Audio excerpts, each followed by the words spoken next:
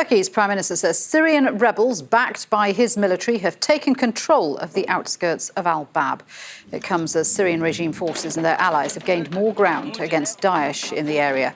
According to monitors, the regime's latest advance has cut off a supply route between al-Bab and the terror group's strongholds in Raqqa and Deir ez-Zor. Turkey's foreign minister says Operation Euphrates Shield is making real progress. The al-Bab operation needs to be completed as soon as possible. Our special forces and Free Syrian Army soldiers have gone a long way in al-Bab. Coalition airstrikes and Russia's operations against Daesh have also helped them.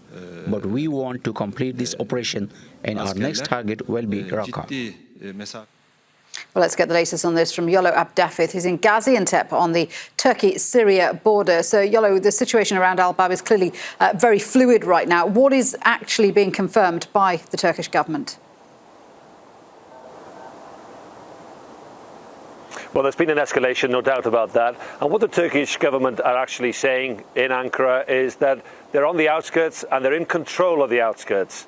So we know that they've been bogged down in this battle for al-Bab for a number of weeks. There's been different theories why that is the case, that they haven't been able to make headway. Well, there certainly has been headway recently because of Russian artillery and Russian airstrikes. So we know that a number of possibly up to 58 Daesh fighters have died. And in these latest clashes, there's confirmation that 2 Turkish soldiers and 15 Turkish soldiers have been injured, as well as the FSA fighters. But what they have actually done is reclaim a hill they lost on the outskirts of al-Bab last December.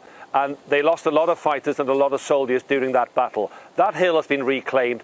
Now they're feeling more confident after the airstrikes and after greater cooperation with the Russian military that they can now actually push on and take al-Bab. And that's pretty crucial in terms of strategically to the northeast of Aleppo.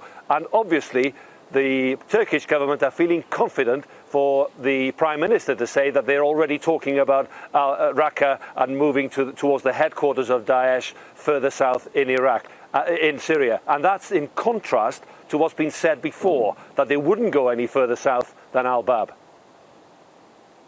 There's quite a complicated political picture on the ground, isn't there, in terms of Syria's civil war?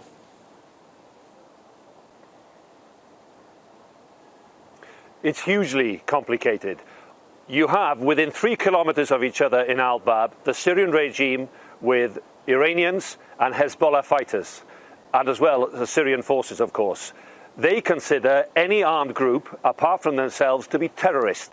So that includes Daesh inside al-Bab, what's left of Daesh, including the FSA who are fighting with the Turkish military to the north of al-Bab.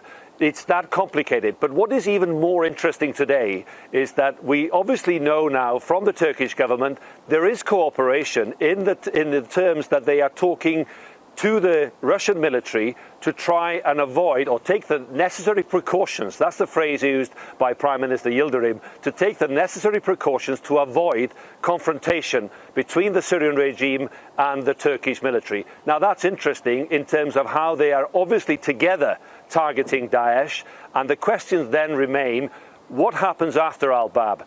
Do they go further south? Is there still further cooperation with the Russians acting as guarantors, including having the main artillery, tank and airstrike power? Or do they go to Manbij to try and clear out the SDF and the YPG, which of course the Turks would dearly love to do, to try and clear them away from the Turkish border? But some things are becoming much clearer. Politically it's becoming clearer, and that's really interesting. Yolo, thank you for that. Yolo Dafydd in Gaziantep.